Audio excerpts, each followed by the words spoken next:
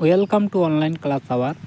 তোমরা যারা বর্ধমান বিশ্ববিদ্যালয়ের অধীনস্থ কলেজে পড়ছো এবং 2025 সালে ফার্স্ট সেমিস্টারে এক্সাম দিতে চলেছো, আজকের ভিডিওটি তাদের জন্য। আজকের ভিডিওতে আমরা এডুকেশন মেজর পেপারের সাজেশন নিয়ে আলোচনা করব। তোমরা সম্পূর্ণ ভিডিওটি দেখতে থাকো। আর হ্যাঁ, আজকে যা সাজেশন দেওয়া হচ্ছে প্রতিটি প্রশ্নের উত্তর তোমরা পেয়ে যাবে। ডেসক্রিপশানে একটি পিডিএফের লিঙ্ক দেওয়া থাকবে, সেই পিডিএফটি তোমরা ডাউনলোড করে নেবে। সেখানে সব প্রশ্ন ও উত্তর দেওয়া থাকবে। পিডিএফটি ডাউনলোড করার জন্য একটি পাসওয়ার্ড চাইবে, পাসওয়ার্ডটি ভিডিও চলাকালীন বলে দেওয়া হবে। যাই হোক, এবার শুরু করছি সাজেশন ভিডিওটি। তোমাদের এডুকেশন মেজর পেপারের সিলেবাসে মোট 4টি ইউনিট রয়েছে। প্রথম ইউনিট থেকে যে সমস্ত প্রশ্নের উত্তর খুব ভালো করে পড়বে সেই সমস্ত প্রশ্নগুলি দেখতে থাকো।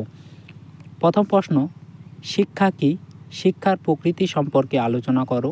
অথবা প্রশ্নটি ঘুরিয়ে আসতে পারে, শিক্ষার সংজ্ঞা দাও, শিক্ষার বৈশিষ্ট্যগুলি লেখো।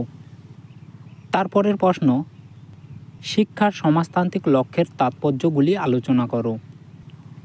তারপরের প্রশ্ন, শিক্ষার ব্যক্তিতান্ত্রিক লক্ষ্য বলতে কী বোঝো? ব্যক্তিতান্ত্রিক লক্ষ্যের বৈশিষ্ট্যগুলি আলোচনা করো। পরের প্রশ্নটিতে যাওয়ার আগে তোমাদেরকে এ বিষয়ে বলে রাখি, তোমাদের পরীক্ষার প্রশ্নপত্রে ভেঙে ভেঙে প্রশ্ন হবে। 2+8, 5+5 এভাবে প্রশ্ন হবে। একেবারে প্রশ্নটির মান যে 10 থাকবে সেটির সম্ভাবনা খুবই কম। আজকের সাজেশন ভিডিওটিতে আমরা 10 নম্বর ও 5 নম্বর প্রশ্নের সাজেশন দিচ্ছি। যাই হোক, এবার প্রশ্নগুলি তোমরা দেখতে থাকো। শিক্ষার মূল কার্যাবলী সম্পর্কে আলোচনা করো। তারপরের প্রশ্ন, শিক্ষার কার্যাবলী ও এর সামাজিক গুরুত্ব ব্যাখ্যা করুন। তারপরের প্রশ্ন, ব্যক্তিগত ও সামাজিক শিক্ষার অসুবিধাগুলি লেখো। অথবা ব্যক্তিতান্ত্রিক ও সামাজিক শিক্ষার অসুবিধাগুলি লেখো। এই 6টি প্রশ্নের উত্তর তোমরা খুব ভালো করে পড়বে। আরও একটি এক্সট্রা প্রশ্নের উত্তর তোমরা করে রাখতে পারো। প্রশ্নটি হলো, সংকীর্ণ অর্থের শিক্ষা ও ব্যাপক অর্থের শিক্ষা বলতে কী বোঝো? চলে যাচ্ছি তারপরের ইউনিটে। প্রথম প্রশ্ন, শিক্ষার দর্শনের পরিচিতি এবং এর গুরুত্ব আলোচনা করো। তারপরের প্রশ্ন, শিক্ষা এবং দর্শনের সম্পর্ক কী আলোচনা করো। তারপরের প্রশ্ন, সাংখ্য দর্শন এবং এর শিক্ষাগত দৃষ্টিকোণ সম্পর্কে আলোচনা করো। তারপরের প্রশ্ন, যোগ দর্শন এবং এর শিক্ষাগত প্রভাব বর্ণনা করো। তারপরের প্রশ্ন, ন্যায় দর্শন এবং এর শিক্ষায় অবদান কী বিস্তারিত আলোচনা করো। তারপরের প্রশ্ন, বৌদ্ধ দর্শন এবং এর শিক্ষাগত দৃষ্টিকোণ বর্ণনা করো। তারপরের প্রশ্ন, জৈন দর্শন এবং এর শিক্ষাগত প্রভাব কী আলোচনা করো। তারপরের প্রশ্ন, ভারতীয় দর্শনের বিভিন্ন স্কুলের শিক্ষায় অবদান এবং তাদের নৈতিক ও জ্ঞানতাত্ত্বিক দৃষ্টিকোণ নিয়ে আলোচনা করো। এই 8টি প্রশ্ন তোমাদের 5 মার্কেরও আসতে পারে, আবার 10 মার্কেরও আসতে পারে। আমি এই 8টি প্রশ্নের উত্তর 10 মার্কের করে দিয়েছি।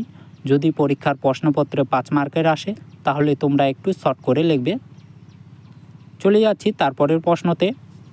প্রথম প্রশ্ন, শিশুকেন্দ্রিক শিক্ষার সংজ্ঞা দাও।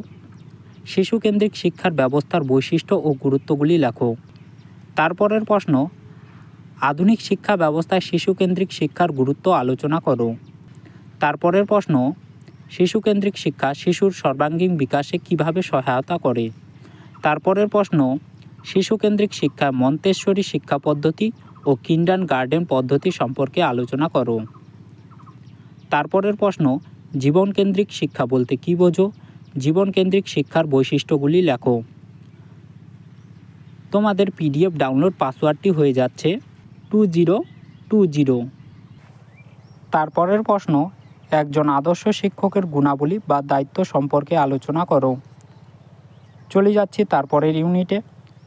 স্বাধীনতা এবং শৃঙ্খলার ধারণা কী? তারপরের প্রশ্ন, শৃঙ্খলার প্রয়োজনীয়তা সম্পর্কে আলোচনা করো। তারপরের প্রশ্ন, মুক্ত শৃঙ্খলার ধারণা কী আলোচনা করো। তারপরের প্রশ্ন, আত্মশৃঙ্খলার ধারণা ব্যাখ্যা করো। তারপরের প্রশ্ন এবং সর্বশেষ প্রশ্ন, শিক্ষা প্রতিষ্ঠানে শৃঙ্খলার প্রয়োগ কিভাবে করা হয়। এই ছিল তোমাদের এডুকেশন মেজর পেপারের সাজেশন। ভিডিওটিকে এইখানেই শেষ করছি। চ্যানেলে নতুন হয়ে থাকলে চ্যানেলটিকে সাবস্ক্রাইব করে পাশে থাকার নোটিফিকেশনটি অন করে দেবে, যাতে পরবর্তী আপডেট সবার প্রথমে তোমার কাছে পৌঁছে যায়।